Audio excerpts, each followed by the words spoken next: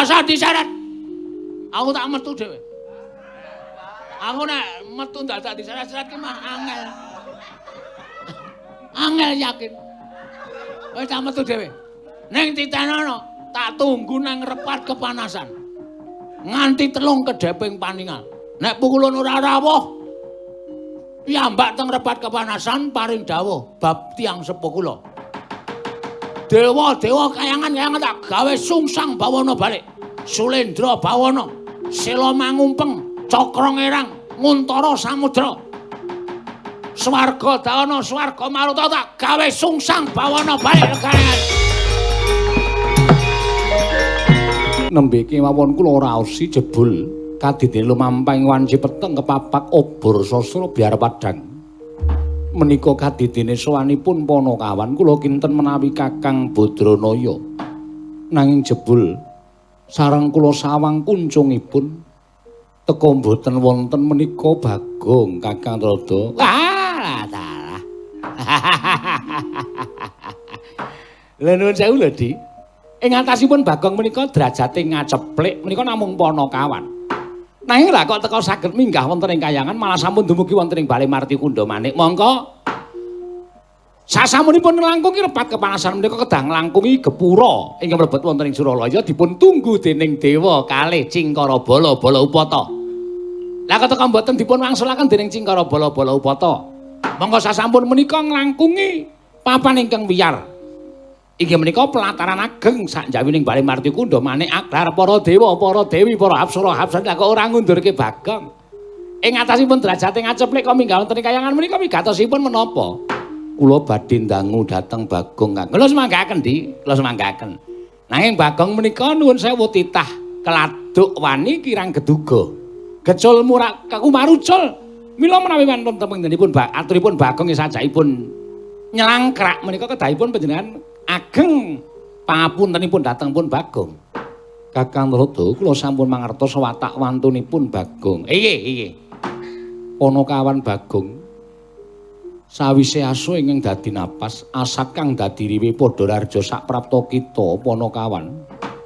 Nona amit pasang kaliman tabit tineben ing ledene demawing temeng-temeng. Kemareng kula ngaturaken sembah, sumungkeming pangabekti kula kunjuk pukulun. Iya Bagong ulun tampa karya bombong tias ulun.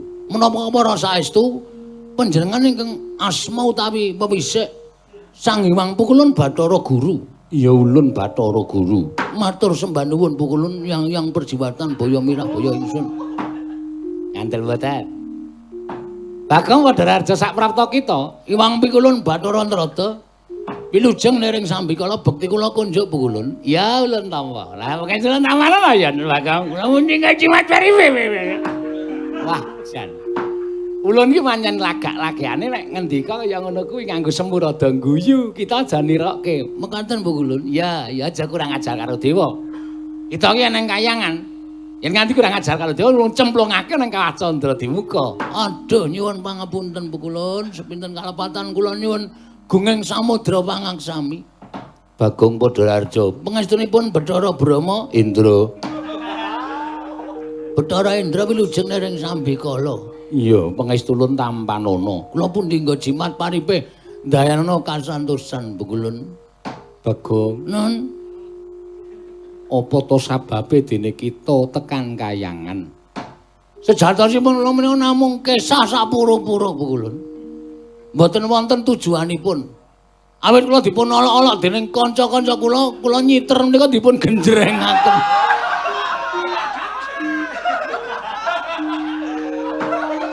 Mila kula kesah saking rombongan kula pukulun. Sing sakmestine kelawan kanca kuwi kudu gedhe pangapurane. Namung rencang-rencang kula sampun kebangetan kula. Ibaratipun kula dipun dadosaken tumbal pelecehan wonten ing rombongan kula. Boya Bagong boya. Biya kok mboya. Ingkang wigati angka 2, wigati angka 2. Sejati kang pranyata kula menika badhe nyuwun prisa pukulun. Iya. Kita bakal nyuwun prisa apa? Kula ngertos bilih kakang kula Gareng kalih Petruk menika estunipun sanes putranipun Bapak Semar. Mila nalika wonten lampahan Petruk takon bapa menika sami pinanggih kalian tiyang sepuhipun inggih menika Gandarwa Maya utawi Gandarwa Raja Bali utawi Gandarwa Raja Bandung. Kuwi gedang. Wah, aja sembrono Bagong.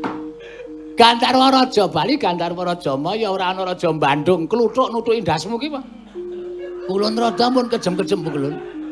Sing jeneng Panakawan niku nek omong wajib ndagel.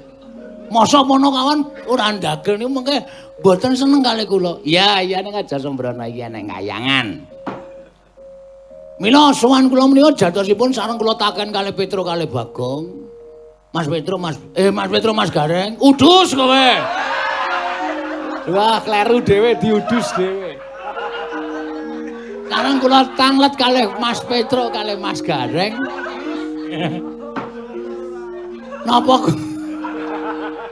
Napa kula niku anakipun Gandarwa Raja Bali. Mereka, waduh. Kang Petruk Kang Gareng niku ngomong dudu anake Bapak Gandarwa Raja Bali, bapakmu iki beda. Lajeng kula tanglet.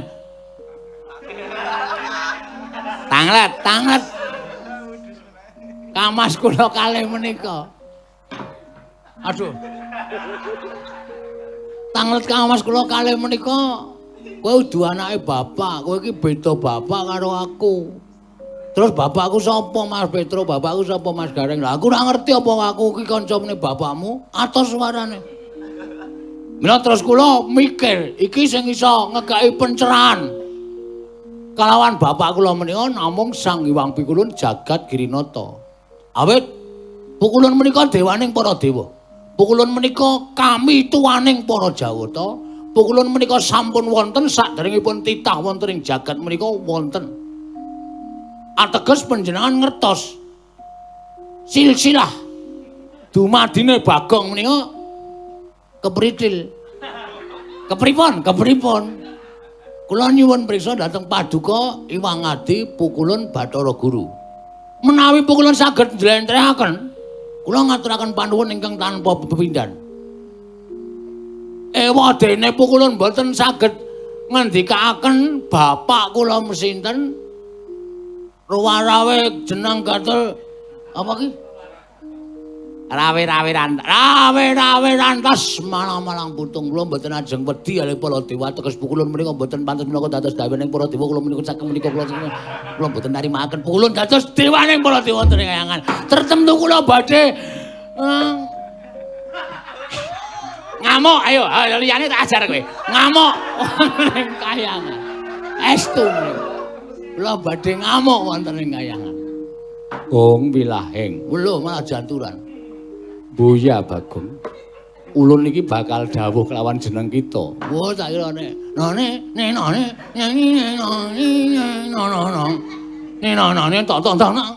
oh gila. Ngoten niku kula sok nonton Bukul. Oh, nonton sapa? Lek Toyo.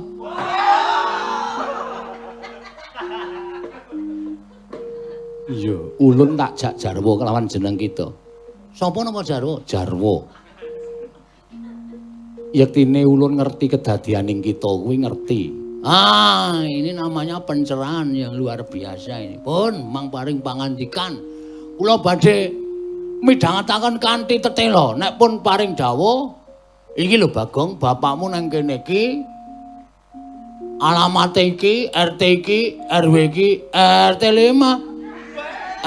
RT 3. Ngoten niku kaya lagu. Pukulun kersa martabak. Buya. Rada alot. Buya. Dewa kuwi darane pelemper tangga jiwa lan jambu mutiara Dipa Nirmala. Iya. Ngene Bagong, pripun? Nalika bapak kita sambungan ya kuwi Kakang Ismaya Semar ulun tedhake ana ing Madyapada. Yektine jagat isih suwung kaya bumbung wong. Suwung tegese durung ana titah menungsa ingkang gumlaran ing jagat kejaba amung Semar ingkang urip bareng kelawan bangsaning Jim. Bangsaning Gandharwa. Nggih. Mula ora mukal yen to wong natuane Petruk kelawan Garing kuwi uga kedadian saka bangsaning Jim kang aran Jim Salantara. Nggih. Sadurunge ketemu karo Petruk karo Garing, sejatine bapakmu bali munggah ana ing Kayiwangan tumuli mutah kelawan Sang Hyang Pikulun Bathara Tunggal. Satu tunggal. Bathara Tunggal kuwi wong atuwa ulun. Kang Sudarma. Iya. Terus Kanjeng Rama Pulun Bathara Tunggal paring dawuh yen to pancen Semar kepengin kanca marata menenga luwih dhisik. Ayang-ayang kita bakal ulun sabda dadi wujuding titah sewantah. Nalika semono ayang-ayange Semar disabda tumuli wujud kita kuwi dadi kita kuwi tanpa bapa, tanpa biyung. Sayekti dumadi saka ayang-ayangane Semar Badranaya. Mula ora aneh yen to Garing lan Petruk tansah ngajeni kelawan Semar nanging yen kita nadyan kurang ajar kelawan Ismaya ora nate nampa soting Sang Hyang Ismaya utawa Kakang Badranaya. Amarga kita kuwi sejatine sak traju sak babak kelawan Kyai Semar Badranaya Bagong. Iya. Kita kuwi ora ana duwe bapak, kita kuwi ora duwe ibu. Kita kuwi dumadi saka ayang-ayanganing Kakang Badranaya ya Kakang Semar ya wong atuwa kita kuwi. Yen kita arep nganggep wong tuwa ya bapak kita kuwi ya Semar kuwi. Bullshit. Apa kuwi? Omong kosong. Ngawur ta? Ngartekke kowe ngawur kok. Omong kosong. Kula sowan mriki menika mboten mung diapusi kaya cah cilik. Kowe iki dumadi saka ayang-ayang. Lho, kula tak takon. Nek pancen ayang-ayang niku iso disebda dadi wong, ayang-ayang kula niku mang gawe wong. Kula ben dikanca sing anu padha-padha ndugale, padha-padha glelenge. Nek kula ora mung trima cukup diapusi, Bagong kowe iki dumadi saka ayang-ayang. Ora mutu niku jenenge. Sing jeneng ana wong niku ana mbokne, ana bapakne. Ngoten. Bapakne iki nundlep mbokne. Terus mbokne meteng metu anake ngoten niku lancar. Ngono lho, ora konjur mung kowe dumadi saka ayang-ayang. Ha nek Bagong ki cah cilik. Nek Bagong ki cah nuwun sewu nalare ora genep. Kula dapusi ngono wae iso. Ah Bagong ki cah pintere. Cah berpendidikane. Rumangsane anggepe S1 SSN nganggur kabeh. Anggepe apa njuan? Kula tak takon karo sampean. Kok mung trima diapusi kaya ngono? Anggepe kula niku mung trima diapusi terus kula bali terus rampung masalahe. Anda bisa, ora iso, ora mung tekan semene perkarane nek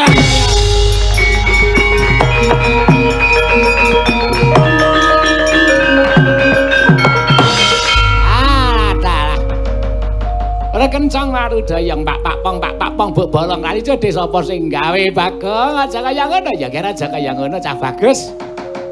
Lah kok dadi kowe terus ngadeg jejeg tanpa duwe tata krama kalian Sang Hyang Pikulun Bathara Guru iki nek nganti disotke dening Sang Hyang Jagad-Giri Pratingga iki kok kepiye kedadeane kowe iki ya takon wis diwangsuli ya kudu trima. Meneng ora kowe? Sadurunge aku munggah mrenehi napuk cangkem wong gletak mlebu. Endi ayo? Endi kae sok nggo ngrawat UGD ya UGD. Ayo tak apa ya kowe? Iki masalahe ora kowe Nara. Masalahe karo iki aku. Ora sak melu-melu iki ming apa timun wungkuk jaga imbuh. Wah, lah setan ya. Dewa kok denekke timun wungkuk jaga imbuh. Piye? Pukulun. Kula nyuwun keterangan.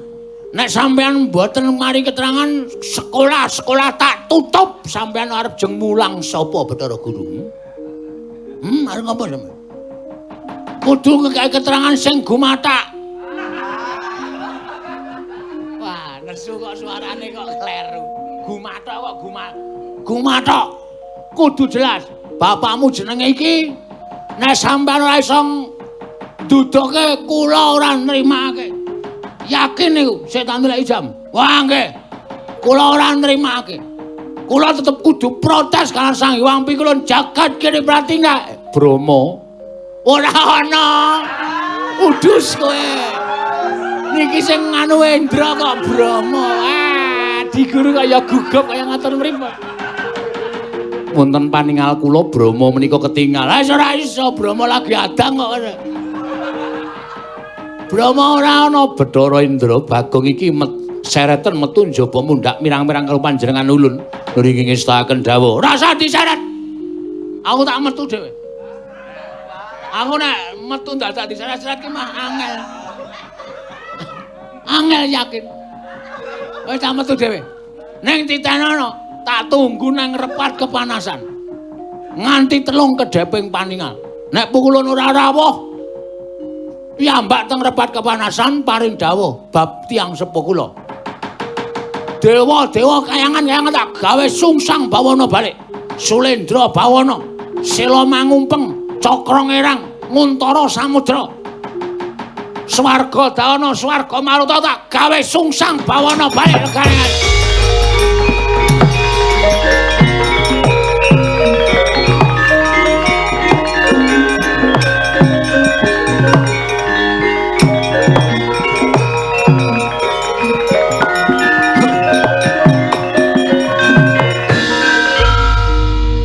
Ribandi, wilahing.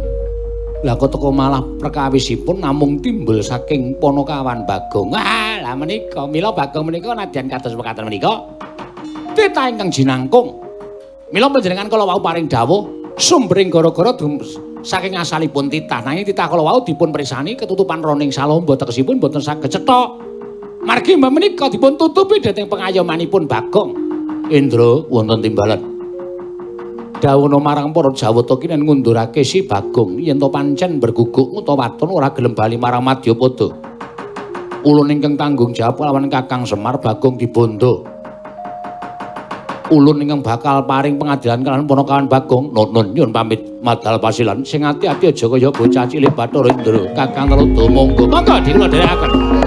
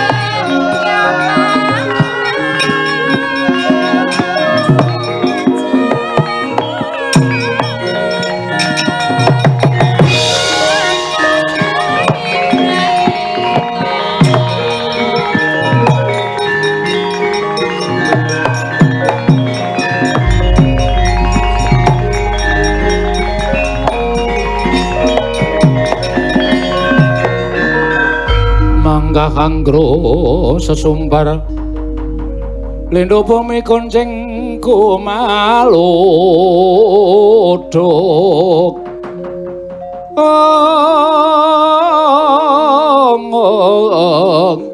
kumaluduk kundur ketup lumembak penyukang kumambang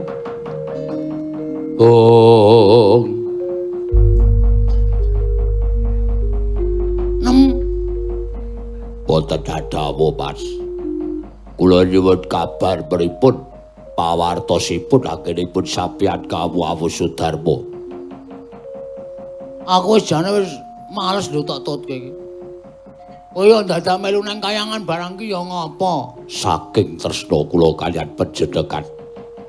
Ibaratipun sampeyan sakit kula kraosaken sakit sampeyan pejah kula ingkang badhe madosaken mudin. Jenenge ora sebaya mati, sebaya mukti.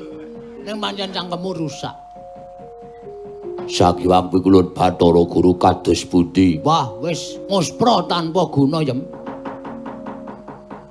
Ngomah wis tok kancingi? Sampun. Aku semelang nek dono wiyaga teng klithih. Terus do mangani apa-apa do. Nek wis dikancingi ya wis. Nggih. Prajan pitik. Pitike dileboki kandhang terus tok gemboki kabeh kandhange. Sampun. Syukur. Wedhus-wedhus Sampun. ya wis iki ngene iki kriwikan dadi grojogan geguyon dadi tangisan. Tegesipun. Tegese iki aku wis kebatur wani karo para dewa. Mula pesthena aku mati. Aku mati. Aku arep dikrubut karo para Jawata, dikrubut para dewa. Ning arepa kaya ngono tak antepi jiwaku, jiwa satriya. Tinimbane aku ora ketemu karo bapakku, tinimbane ora ketemu karo wong tuaku, luwung mati nang kayangan, ora masalah. Ora masalah, wis ben. Kapas. Jejatu ke katih kula.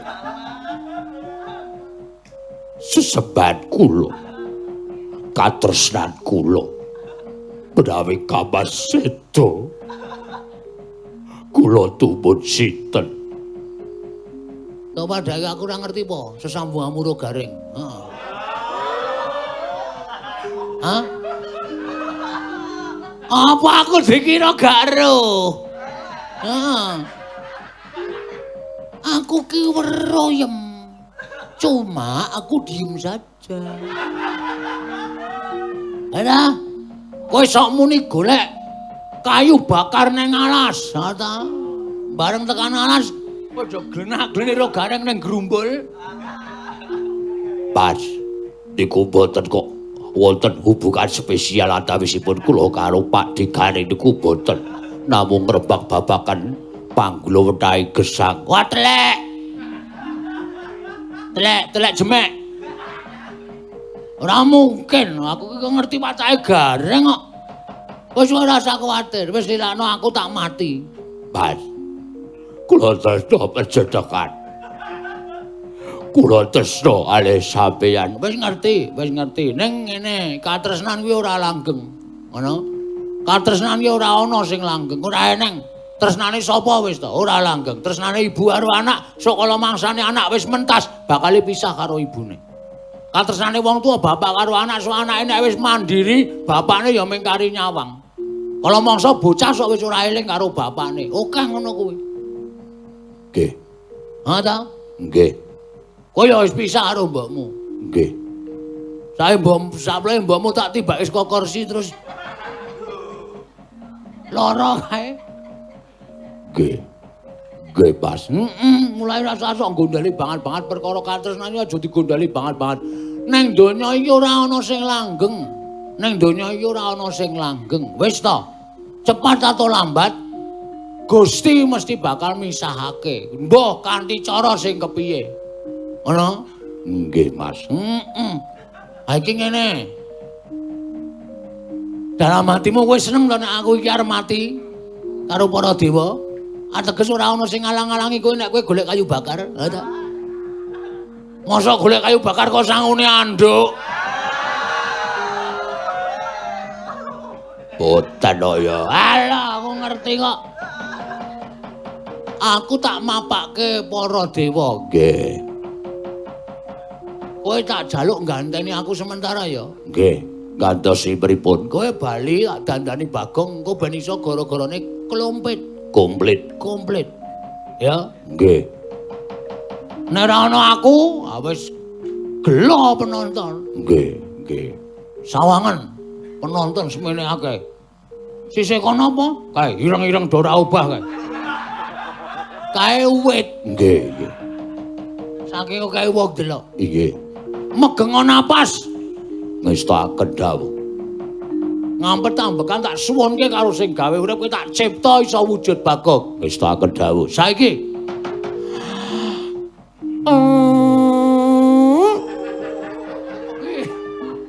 mbok dijitet Yem. Men ora muni. Wong wedok kok mirang-mirangke. Anggere kon ngampet ambegan entute lehmu nyaring. Kok lelos lho. Edan tenan kok. Iso mati. Apa tok jembarke kai harmonika. Pak sampun kaya ngoten wong sampeyan ya wis iso napa kalih kula. Ah, Ding, kowe iki pancen katresnanku tenan kok. Nek esuk tangi turu kowe karo aku ya iso perang antarane perang jalur Gaza. Nggih. Aku ngebom, kowe ngebom, aku ngebom, kowe ngebom, ora ono rampunge. Nggih. Le rampung nek salah siji katutan. Nggih. Wes gak ngono tak cipta, ndak sak kesuwen. Oh iki kestaken dawuh. Nuwun perting Gusti Allah kumur beng jagat paling ana daya kekuatan. Sak ciptane Bagong ana, sak sedyane Bagong iso kasembatan, iso wujuda Bagong jebles karo aku muga-muga kelakon panjenengane Bang. Asam panjenengan moyo ya.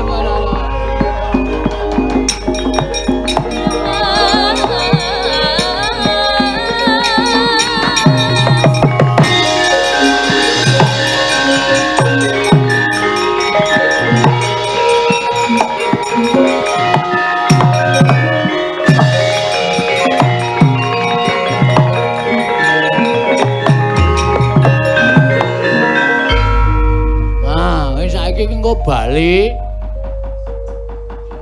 nang jagat engko nek gara-gara gabungo karo Kang Gareng Kang Petro. Gegek tak kedhawa, Mas.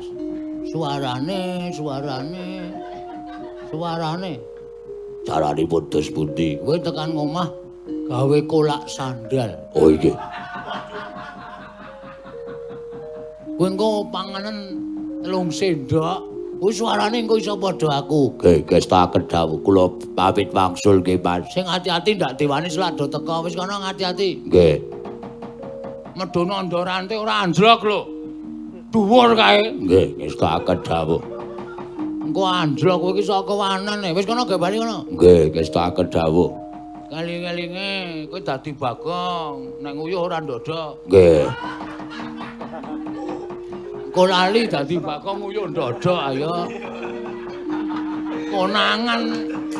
Nggih, wis tak kedhawa. Ya pethoke dewane ora rampung-rampung masalah.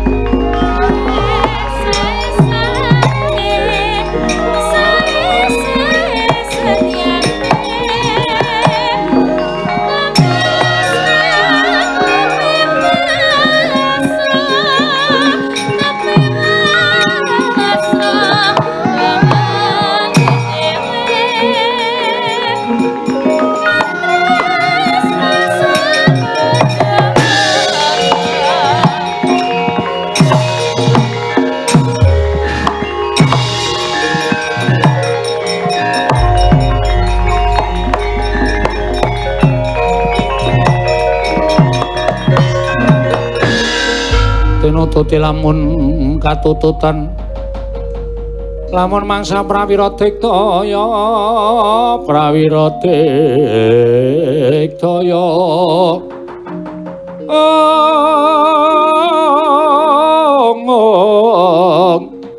ora ngono magawiya gelari rawang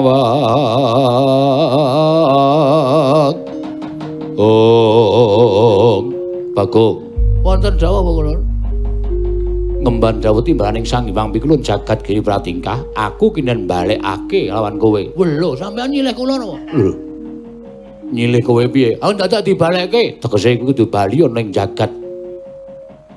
Kula purun wangsul wonten ing jagat raya. Kula purun wangsul wonten ing DKI Jakarta menawi omah kita iki ngendi kok tak ditekan DKI? Anu, kula purun wangsul wonten ing griya kula. Waton kula dipun paringi dawuh. Bapak kula niku sapa? Simbok kula niku sapa? Nek pukulun Sang Hyang Bathara Indra mboten maringi dawuh, Hyang Pirun Bathara Guru mboten maringi dawuh. Rama rawe jenang gatel ora duwe. Kuwi senggaan. Rawe-rawe antas malang-malang putung. Malang-malang kaya ndo mentang-mentang kaya empring lodon. Tetep kula terjang. wani marang aku sing tak wedeni apamu. Ora minggat kendarataning Bathara Indra kelakon tinjung akhirat nyawamu. Monggo kula ladosine nyuwun ngapunten lho nek kula kepeksa kurang ajar kali pukulun Sang Hyang Bathara Indra.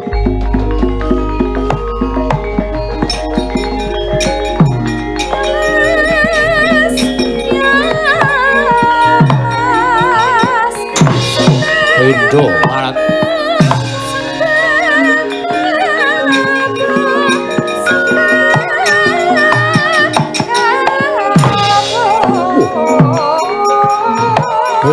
silakan. Ora apa-apa, Mas. Wani nantang dewa wani serep nyawanya.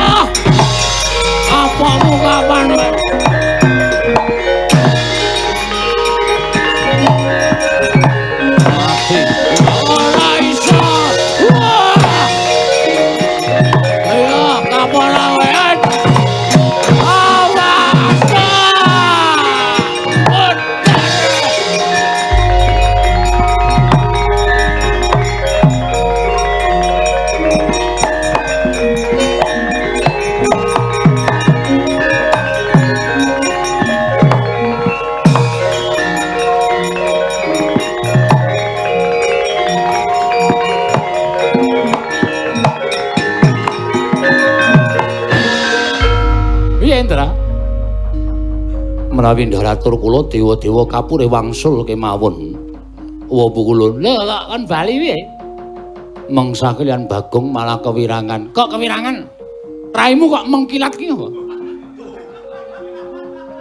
Bagong mangsa kalian kula mboten jotos mboten ngantem. Ning sareng piyambakipun saged ngruket badan kula napa memper wong gelut kok dilatih rai sak penake dhewe. Mongko ilatipun kaya ilat asu. Dawane ra jamak-jamak serup. Malah gumujeng panjenengan. Lah bocah ndugal kewarisan kok ya. Diantem ya ora apa-apa. Mboten menapa-menapa. Iki piye nek dewa-dewa nganti kalah karo para Bagong ra ya wirangan. Dipun pasrahaken Hyang Pikulun jagat Giri Pratingkah. Adi Guru das pun tinalaman menika, Di.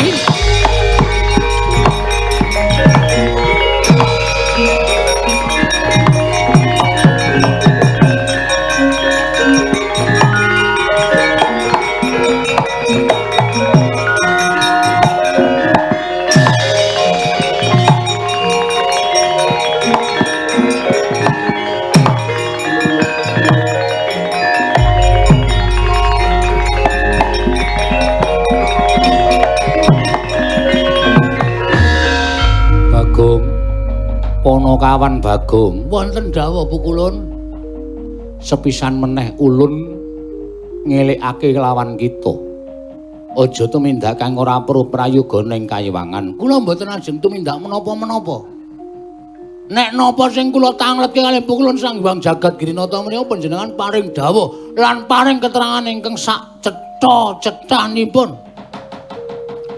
ning Bagong ngemon emeng diwangsuli Bagong kowe dumadi saka ayang-ayang wegah kula ora masuk akal secara pikiran nama jeneng itu secara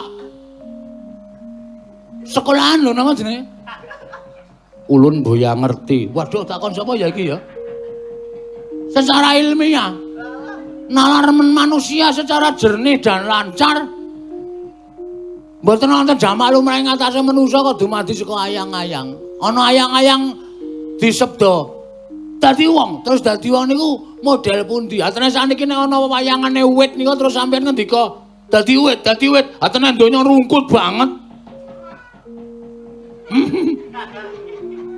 iya napa iya latri paring pangandikan ampun plendas-plendus kados mekaten menika nek sampeyan ora iso ngekeki keterangan sing gumathok kula ora nrimake yen ngono kita arep ngopo ana dewa gawe wirang kaliyan